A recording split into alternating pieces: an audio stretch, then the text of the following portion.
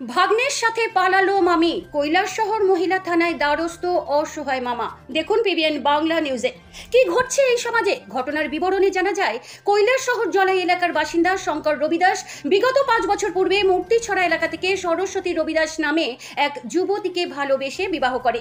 বর্তমানে ওদের সংসারে 4 বছরের একটি কন্যা সন্তান রয়েছে। শঙ্কর রবিদাস আগরতলা আইজিএম হাসপাতালে সিকিউরিটির কাজ করে। অভিযোগ, শঙ্কর রবিদাসের পাশের বাড়ির দূর সম্পর্কে ভাগ্নে সঞ্জয় রবিদাস ওনার বাড়িতে প্রায়শই যাতায়াত করত এবং খুব ঘনিষ্ঠ সম্পর্ক ছিল শঙ্কর রবিদাসের পরিবারের সাথে।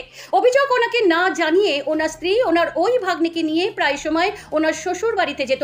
গতকাল ওনার স্ত্রী বলে যে ওর মা অসুস্থ, তাই বাপের বাড়িতে যাবে মাকে দেখতে। এরপর ওনার 4 বছরের কন্যা সন্তানকে নিয়ে ঘর থেকে বেরিয়ে পড়ে ওই গৃহবধূ।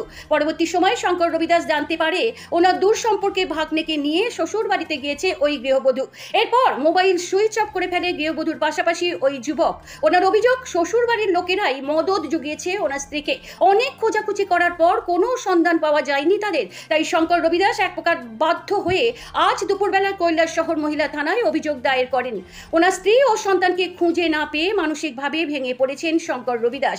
এখন দেখার বিষয় হলো পুলিশ প্রশাসন তদন্তক্রমে কি ভূমিকা গ্রহণ করে, সেদিকেই তাকিয়ে রয়েছে সবাই। কুমারঘাট থেকে রুকন পালের report, PBN Bangla news.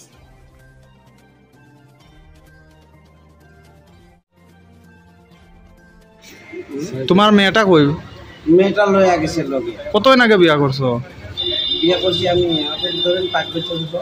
Love marriage? Love marriage. আচ্ছা, মেয়েটার নাম কি? বউয়ের নাম? বউয়ের নাম সরস্বতী রবিদাস। বয়স কত?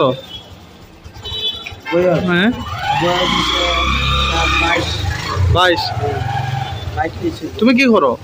আমি আগরতলাতে আইজিএমে সিকিউরিটি ডিউটি। এখন কি চাইতেছো? এখন তো ডিউটি করি না, এখন বর্তমানে বাড়িতে আয়া পড়ছি সিকিউরিটি ডিউটি চাইরা। আনার পরে আমি এরকম যে করবো আমি ভাবতেই পারছি না এরকম করবো।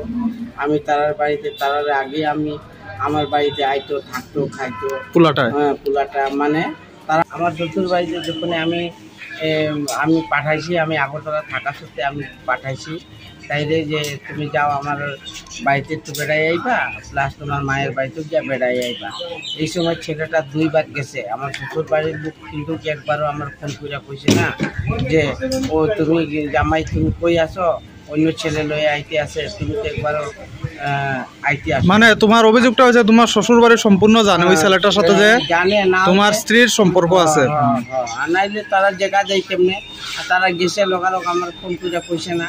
আর 2 বার আইয়া থাইকা গেছে, তারা আমার কইছে না কেরে?